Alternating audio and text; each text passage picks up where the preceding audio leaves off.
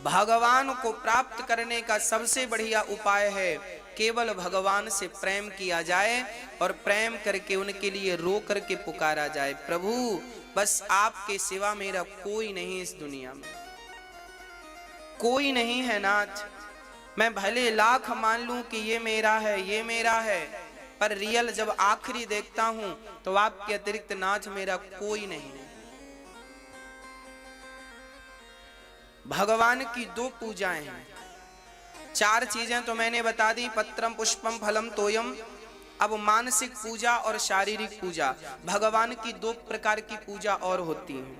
पहली पूजा शारीरिक पूजा। आपको भगवान की पूजा कैसे करनी चाहिए ये मैं आपको बताता हूं। शारीरिक पूजा क्या है? आप सबके घर में लड्डू गोपाल जी हैं या नहीं? हैं या नहीं? हैं? जिनके घर पे ना हो सो ले आइएगा। जिस घर में लड्डू गोपाल जी नहीं होते, जिस घर में तुलसी नहीं होती, वो घर शमशान के जैसा है। उस घर में रहने से भी, उस घर का पानी पीने से भी पाप लगता है। इसलिए वो घर शमशान है जिस घर में लड्डू गोपाल जी और तुलसी का वृक्ष नहीं है। इसलिए आप सबके घर में तुलसी जी और लड्डू गोपाल जी तो होना ही चाहिए। सबसे पहले हम भगवान की पूजा कैसे करें वो समझते हैं। शारीरिक पूजा है। देखो, आप सबसे पहले सुबह जल्दी उठने का अभ्यास बनाइए। कितने बजे उठते हैं आप लोग? 7 बजे। जल्दी उठिए। जल्दी का अर्थ यह है ब्रह्म मुहूर्त में। ब्रह्म मुहूर्त का अर्थ यह है सूर्य भगवान के उदय के पहले, सूर्योदय के पहले आप अपना बिस्तर त्याग दें। उठने की परंपरा कैसी है? जब आप बिस्तर से उठें तो सबसे पहले उठकर बिस्तर पर ही बैठें और दोनों हाथों का मंथन करें ऐसे। कराग्रे वसते लक्ष्मी कर मध्य सरस्वती कर मूले तु गोविंद प्रभाते कर दर्शनम। ऐसे हाथों का मंथन करना चाहिए और हाथ की हथेली में ही अपने इष्ट का दर्शन करना चाहिए। आपके इष्ट कौन हैं? जो भी हैं, राम जी हैं, कृष्ण जी हैं, दुर्गा जी हैं, हनुमान जी हैं, गणेश जी हैं, शंकर जी हैं, जो भी हैं, नरसिंह भगवान हैं, वामन भगवान हैं, जो भी हैं, उनका दर्शन अपनी हथेली में करो। हे नाथ, प्रात उठ के सबसे पहले पहला दर्शन अपने इष्ट का होना चाहिए, फिर किसी और को देखो। सुबह उठकर सबसे पहले अपने भगवान का चिंतन करना चाहिए, भगवान का ध्यान करना चाहिए। हरे राम राम राम हरे हरे, हरे कृष्ण जय श्रीमन्नारायण जय श्रीमन्नारायण जय।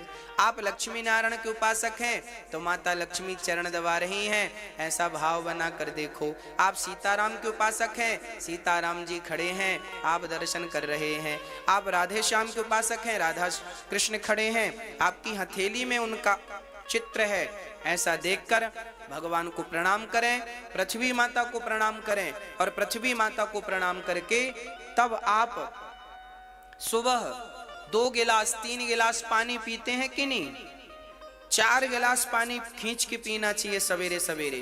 तांबे के बर्तन में रात्रि को पानी भर के रख दो, चांदी का पात्र है तो चांदी में भर के रखो, नहीं तो तांबे के पात्र में पानी रात्रि को भर के रखो ढक के, और सवेरे वो पानी पी लो, बच्चों को पिलाओ।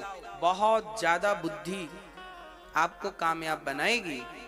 सुबह पानी अमृत की तरह होता है, वो भी बासा पानी। सुबह 4 गिलास पानी पियो, 1 लीटर पानी, 1.5 लीटर पानी, 2 लीटर पानी ज्यादा से ज्यादा पियो, और पी करके और फिर 100-200 कदम सवेरे चलो, और चल करके फिर जाकर के अपनी क्रियाओं से निवृत्त होकर स्नान करो। सबसे पहला काम स्नान, अपनी क्रियाओं से मंजन ब्रश करके क्रियाओं से निवृत्त होकर स्नान करना चाहिए और स्नान करने के बाद शुद्ध वस्त्र, साफ कपड़े पहनकर, धुले हुए वस्त्र पहनकर एक लोटा में जल भर के सबसे पहले सूर्य भगवान को जल चढ़ाना चाहिए। सूर्याय नमः, आदित्याय नमः। पहला काम हर वैष्णव का, हर भारतीय की पहली जिम्मेदारी है सूर्य भगवान की उपासना। हमारे यहाँ पहली पूजा सूर्य भगवान की होती है। सूर्य भगवान को जल, सूर्याय नमः, सूर्याय नमः। एक सज्जन ने कहा, गुरुजी क्यों सूर्य भगवान को जल चढ़ाएं? हमने कहा ये लाइट जल रही है, इसका बिल देना पड़ेगा कि नहीं? बोलो, हम लोग लाइट जलाते हैं, बिल देना पड़ेगा कि नहीं? हाँ या ना? और सूर्य भगवान रोज आपके घर को रोशनी से भरते हैं। किसानों की फसलों में यदि सूर्य का प्रकाश ना पड़े तो क्या किसानों की फसल में अंकुरित होगा, अंकुरित होंगी? यदि किसानों की फसल में सूर्य का प्रकाश ना पड़े तो अंकुरित नहीं होंगी, याद रखिएगा। हाँ या ना? हाँ। तो जिस सूर्य भगवान ने हमारी फसलों को अंकुरित शक्ति दी, जिस सूर्य भगवान ने हमारे घर को, जीवन को प्रकाश से भरा, हमारे शरीर को विटामिन डी से भरा, क्या उन सूर्य भगवान को धन्यवाद स्वरूप हम एक लोटा जल भी नहीं चढ़ा सकते? अरे ये जल चढ़ाना नहीं है, ये तो परमात्मा का धन्यवाद दे रहे हैं। प्रभु आपका धन्यवाद। और जो लोग कहें क्यों जल चढ़ाएं, ये कृतघ्नी है, इन्हें कृतघ्नी कहते हैं। जबकि इन ईश्वर के प्रति कृतज्ञता व्यक्त करनी चाहिए। हम ईश्वर के कृतज्ञ हैं, उनको धन्यवाद देते हैं। और कुछ लोग तो धन्यवाद ना दे की गालियां देते हैं। अब ये वही लोग हैं जो जिस पत्तल में खाते हैं उसी में बड़ा का छेद कर देते हैं। इनका कोई इलाज नहीं है। आप तो केवल सूर्य भगवान को जल चढ़ाइए। सूर्य भगवान को जल चढ़ा के फिर क्या करें? जल चढ़ाने के बाद अपने घर में अपनी आसन पे बैठो। आपकी आसन शुद्ध होनी चाहिए। आप जिस आसन में बैठकर पूजा करते हैं वो आसन, सारे लोग उस आसन में ना बैठें, सबकी अपनी अपनी आसनें होनी चाहिए। आसन एक माला, एक ही माला से पति पत्नी जप रहे हैं, ये ठीक नहीं है।